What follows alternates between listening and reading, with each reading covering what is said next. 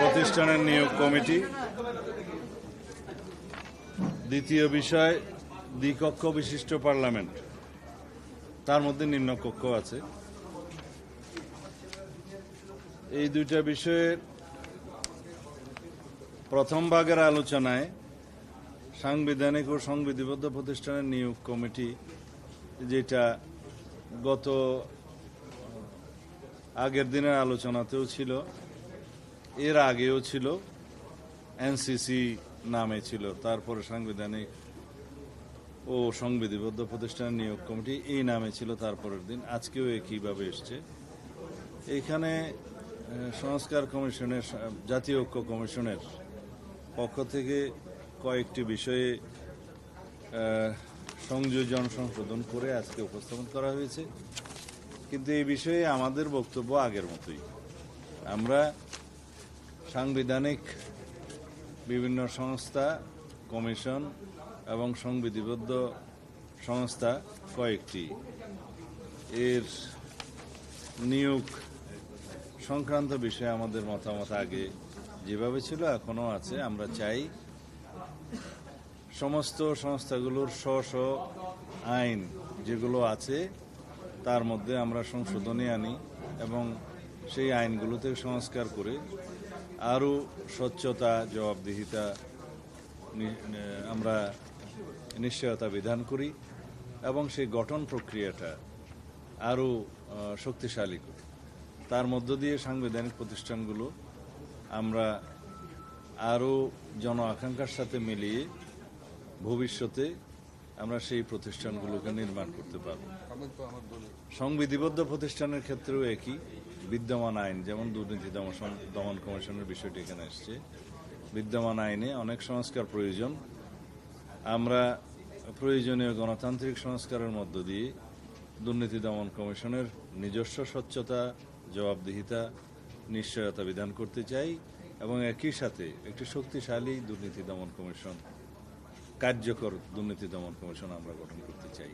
এই কথাগুলো আমরা বলেছি এবং আরও অন্যান্য কমিশন এবং আইনের দ্বারা নির্ধারিত আরও যদি সংস্থা থাকে, সকল বিষয়েই ঐক্যমতের ভিত্তিতে আমরা আইন প্রণয়নের মধ্য দিয়ে সেই নিয়োগ বিধিটা স্ব আইনে রাখতে চাই।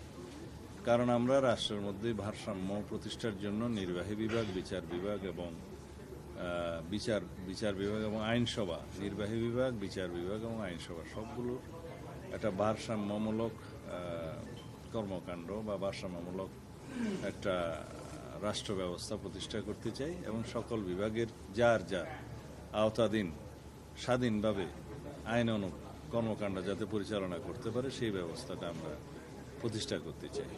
এই বিষয়ে এখানে আমার বক্তব্য শেষ।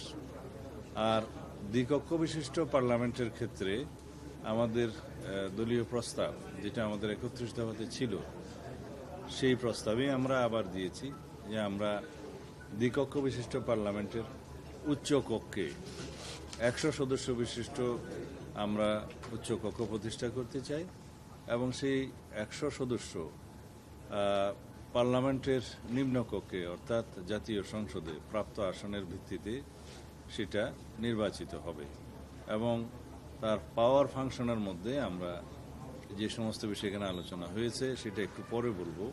তার আগে গঠন প্রক্রিয়ার মধ্যে আমরা এখনও একমত হতে পারিনি, কারণ এখানে বিভিন্ন রকম প্রস্তাব এসছে। পপুলার ভোটের সংখ্যানুপাতে নেয়ার প্রস্তাব এসছে, ওর মধ্যে 50% পপুলার ভোটে আর 50% নির্ধারিত বিভিন্ন ক্যাটাগরির, যেমন এখানে রাষ্ট্রবিজ্ঞানী, সমাজবিজ্ঞানী, মানবাধিকার কর্মী, নারী এবং সমাজের পিছিয়ে পড়া অংশ থেকে বিভিন্ন শ্রেণী, বিভিন্ন পেশার মানুষের মধ্য থেকে নেয়ার বিষয়েও একটা আলোচনা এসছে। তো এগুলো এখনো পর্যন্ত আলোচনা নিষ্পত্তি হয়নি। তো সুতরাং এখানেই সেটা নিষ্পন্ন রয়ে গেল।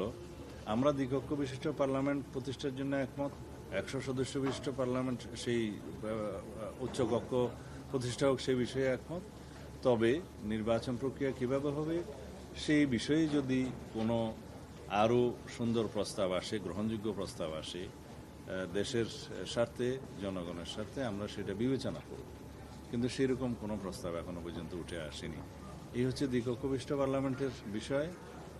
আর নিম্নকক্ষের বিষয়ে অর্থাৎ বিদ্যমান যেটা আমরা জাতীয় সংসদ হিসেবে জানি, সেখানে বর্তমান পদ্ধতিতে যেভাবে নির্বাচিত হয়, যে এখানে ইংরেজিতে সেটা বলা হয়েছে ফার্স্ট পাস দি পুল, সেটা বলে সে সিস্টেমে, মানে সরাসরি নির্বাচনের ক্ষেত্রে সংসদীয় আসনে সেই সিস্টেমে এই জাতীয় ঐক্য কমিশনের পক্ষ থেকে লিখিত প্রস্তাবে সেটাই বলা হয়েছে। আমরা সেটাতে একমত।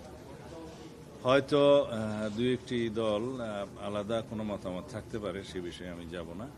তো সুতরাং এখন এই দুইটি বিষয়ই আজকে অনিষ্পন্ন রয়ে গেল। জাতীয় ঐক্যমত্য পোষণ এখনো হয়নি। জাতীয় ঐক্যমত্য কমিশনের কাছ থেকে প্রস্তাব এসেছে যে সেটা ওনারা আবারও আলোচনা করবেন। তা আমরা আলোচনায় আগ্রহী। এখন এইভাবে আর কতদিন আলোচনা করলে সেটা নিষ্পত্তি হবে অবশ্য জানি না। ধন্যবাদ। আজকে জাতীয় ঐক্যমত্য কমিশনের পক্ষ থেকে একটু হতাশার প্রকাশ করা হয়েছে সকালে যে রাজনৈতিক দলগুলো ঐক্যমতে আসতে পারছে না এবং এর কারণে তারা যে জুলাই সনদ দিতে চাচ্ছিল বা জাতীয় সনদ যেটা বলছে সেটাও তারা দিতে পারছে না নির্ধারিত সময়ে। তবে আশাবাদ এটাও ব্যক্ত করেছে যে জুলাই মাসের মধ্যে তারা সনদটা দেবেন। এক্ষেত্রে বিএনপির অবস্থান কি জুলাই সনদের সাথে আপনাদের ঐক্যের এই বিষয়গুলো রেখে বলবেন? তাহলে লম্বা আলোচনা করতে হয়। এই পর্যন্ত জুলাই সনদ বলি বা জাতীয় সনদ বলি, এই বিষয়ে স্বাক্ষরিত হওয়ার জন্য সবচেয়ে বেশি আন্তরিকতা আমরা প্রদর্শন করেছি। আমরা জাতীয় মূলনীতির ক্ষেত্রে আমরা আমাদের অবস্থান জানিয়েছি, আমরা কি বিষয়ে একমত। আমরা 70 অনুচ্ছেদের ব্যাপারে আমাদের পজিশন জানিয়ে আমরা সেখানে একমত হয়েছি এবং সেটা জাতীয় সনদে অন্তর্ভুক্ত হবে, সবাই সেটা একমত হয়েছে।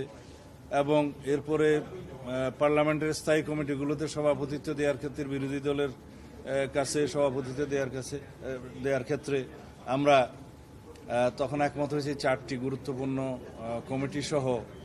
আর আসনের সংখ্যার অনুপাতে যা পাবে বিরোধী দল সেখানে হয়তো 1/3ও আসতে পারে, সেগুলোর বিষয়ে আমরা একমত হয়েছি।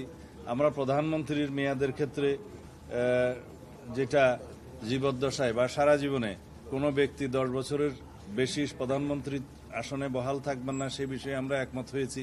তবে ওখানে আমাদের একটা শর্ত ছিল যে এনসিসির মতো বা সাংবিধানিক নিয়োগ কমিটির মতো কোনো বিষয় এখানে আমরা থাকলে হয়তো আমরা সেই বিবেচনাটা আমাদের আগের প্রস্তাব অনুসারে যেতে হবে আমাদেরকে, সেই বিষয়ে আমরা একমত হয়েছি।